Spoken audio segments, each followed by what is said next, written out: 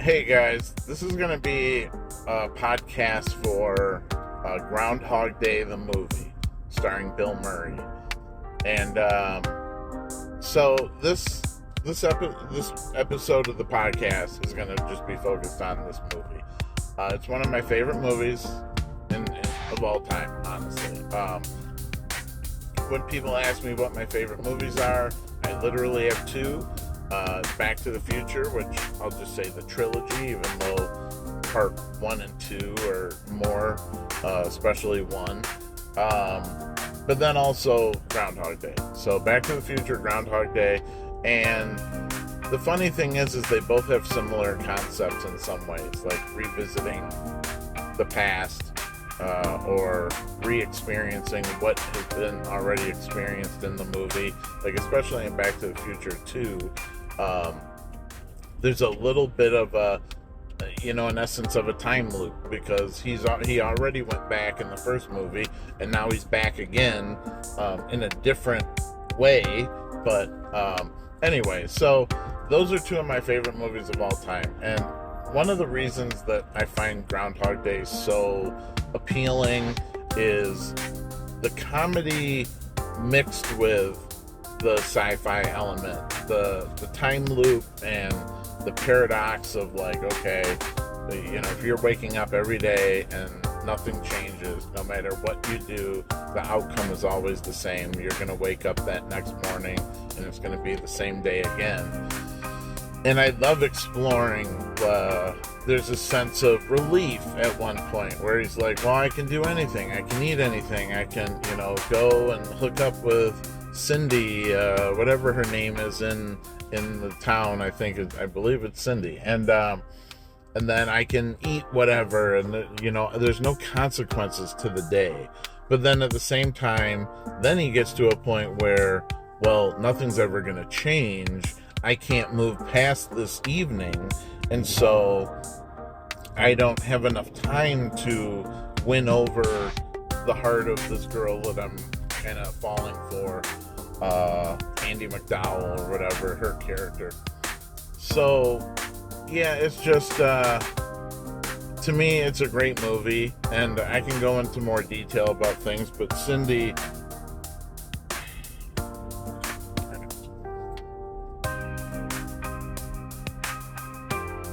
Cindy, I'd like to hear your thoughts on the movie Groundhog Day and some of the things that I've been talking about. Sure, I'm happy to provide my thoughts on Groundhog Day. As you mentioned, it's a unique film that combines comedy, romance, and science fiction elements. The time loop premise is what sets it apart and creates an interesting story. Bill Murray's performance is great, and the movie has a lot of heart.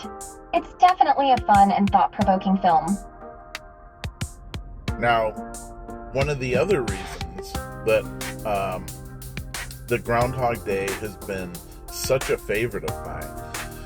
Now, again, if you guys that are into the Star Trek as much as I am, Star Trek or sci-fi in general, one of the things that I loved about the Groundhog Day element, is the time loop aspect of it and exploring that. And later on in the years, probably shortly after the movie came out, there were time loops in everything.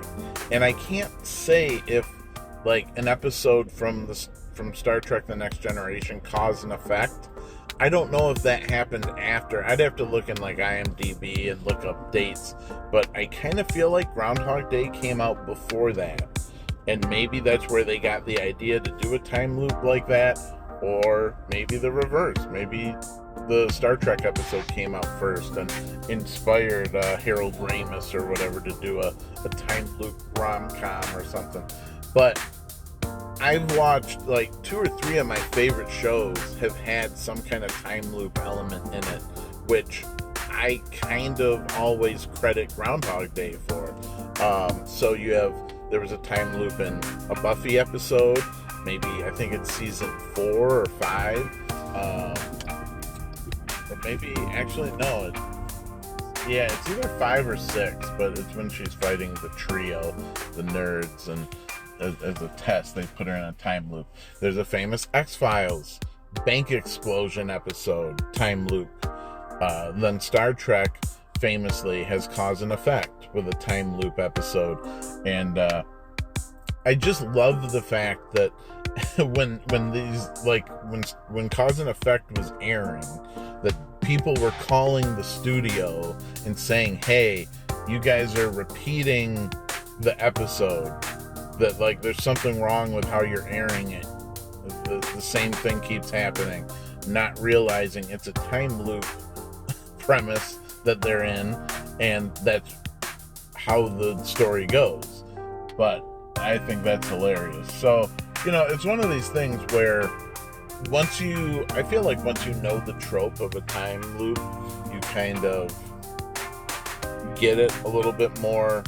And so, like, if you were to see a time loop in something else, some other kind of medium, you'd be a little bit more aware of it. But, maybe the first time you see it, it could catch someone off guard and be like, wait, what's going on? Why is this repeating? But, I mean, it's a pretty common sci-fi thing these days, or for the last, 15, 20 years, to be occasionally in sci-fi, some kind of time loop. I believe Sliders had a time loop episode as well, which is another series that maybe I'll do a podcast about. Maybe not every episode, but like some of my thoughts and highs and lows of the series, stuff like that. So, any other thoughts about the movie before I go into a few other things, Cindy? It's true that time loops have become more common in sci-fi media in recent years. Groundhog Day helped to popularize the concept, but now it's a trope that's been explored in various forms in movies, TV shows, books, and other mediums. Slider's time loop episode is a good example of this. The idea of repeating events can be used to explore themes of personal growth, moral dilemmas, and the consequences of actions, and it can make for some interesting storytelling. I'm interested to hear more about your thoughts on the movie and your ideas for potential podcast topics. Well, one of my, so to pivot for a second, one of my favorite time loops that have been done in the last couple of years actually was in Loki season 2. And that show, I think, was actually phenomenal.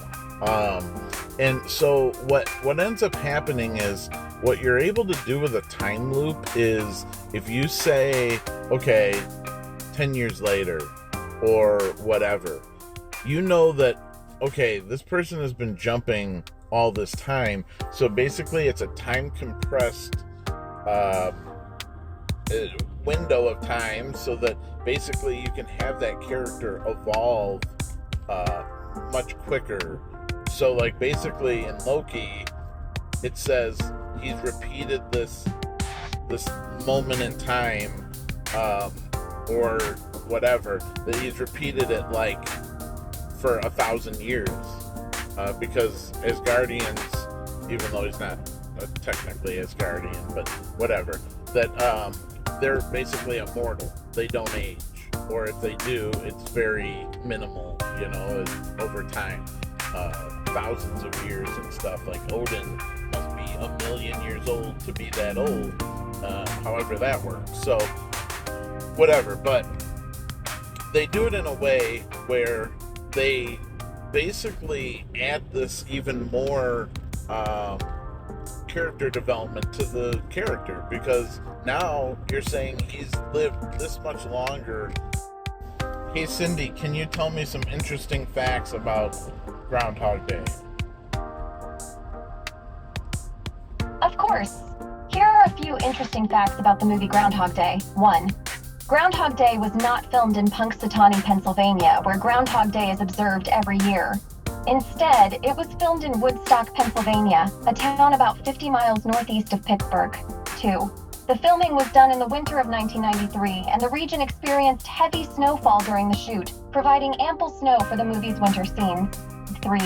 The film features a time loop in which the character played by Bill Murray relives the same day over and over again. All right.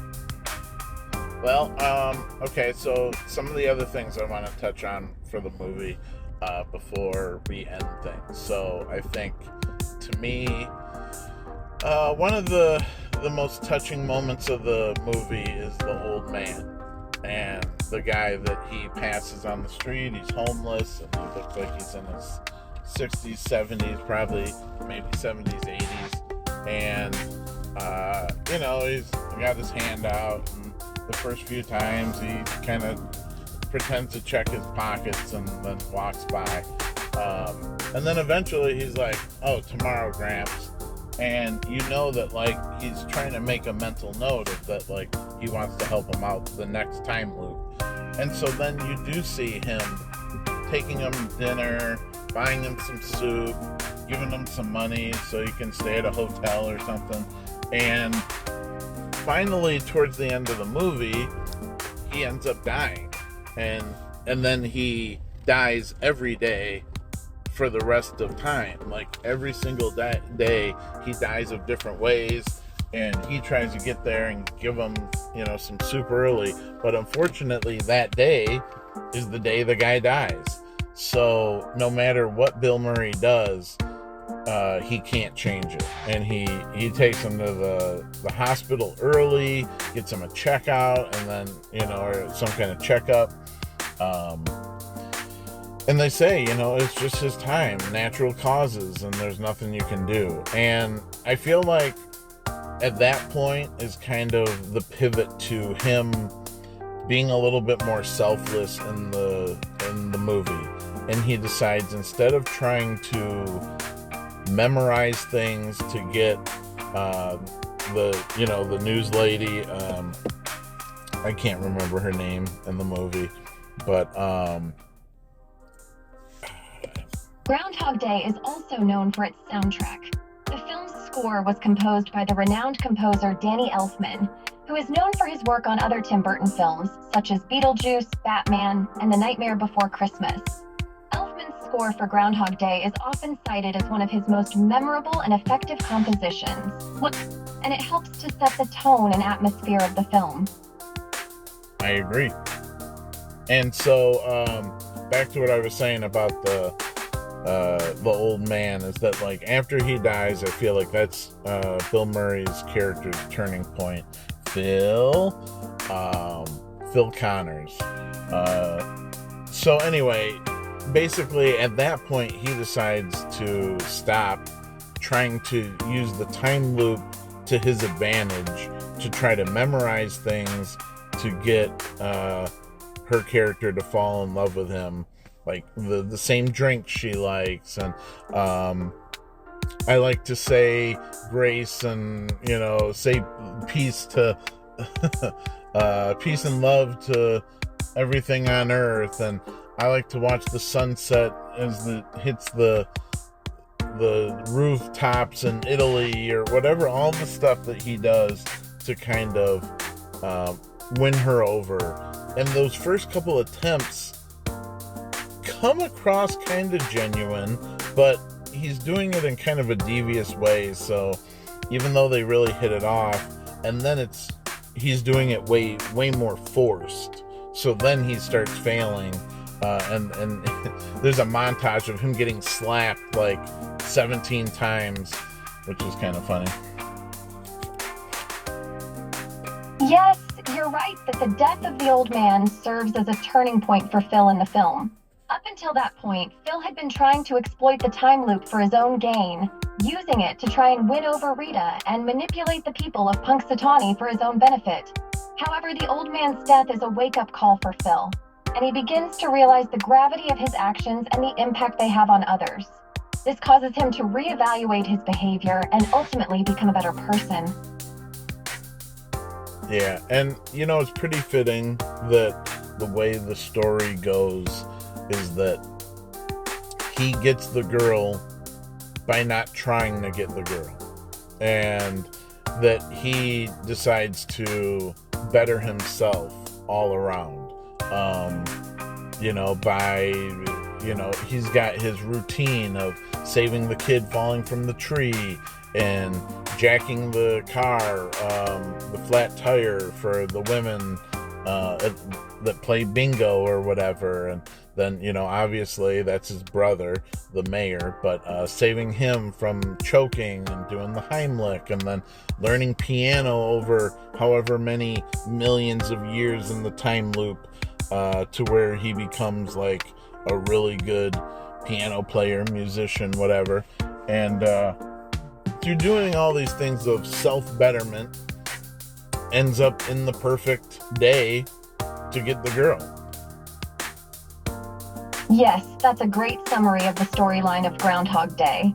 The film explores the theme of personal growth and redemption, and the idea that selflessness and helping others can lead to positive outcomes in one's own life. Phil's journey of self-discovery and transformation is a central element of the movie and contributes to its overall message of hope and redemption. The idea that he gets the girl by not trying to get her, and instead focusing on bettering himself and helping others, is an interesting and unexpected twist in the plot. For sure.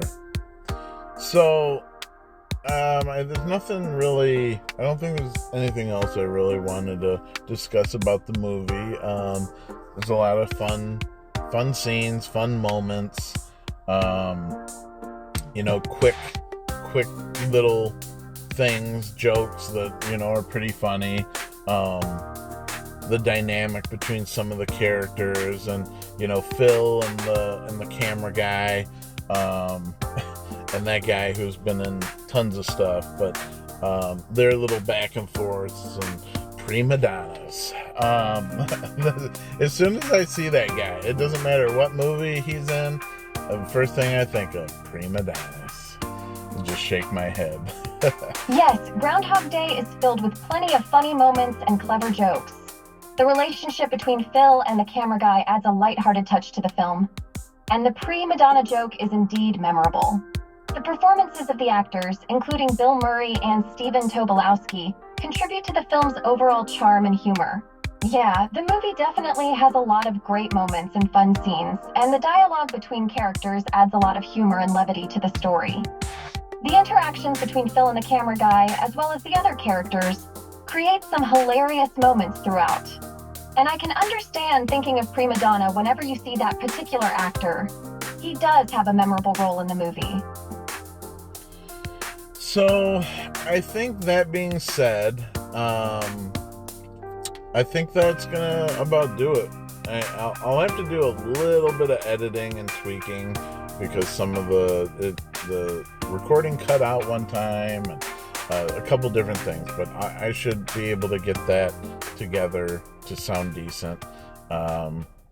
So yeah, I think that'll do it for Groundhog Day and the summary and the review. One of my favorite movies of all time, and if you haven't seen it, definitely go check it out. It's hilarious. I'd love to hear if anybody hasn't seen it, ends up seeing it, and then add a comment of, oh, I saw it after your review, and oh my God, you were right, it's hilarious, or, who knows, maybe watching it in 2025 won't be as relatable. I mean, obviously, it was a product of the time, so, there's no cell phones around, and there's no, computers are in infancy stages, and, technology and some of that stuff is of the 90s when it came out.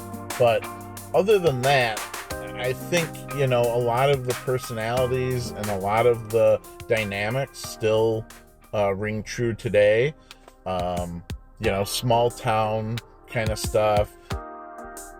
Well, that'll do it for the podcast on this episode for Groundhog Day, the movie.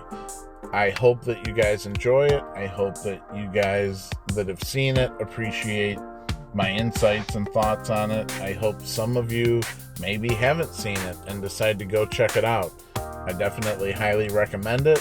I think it's hilarious. I think it still holds up. And I will see you in the next one.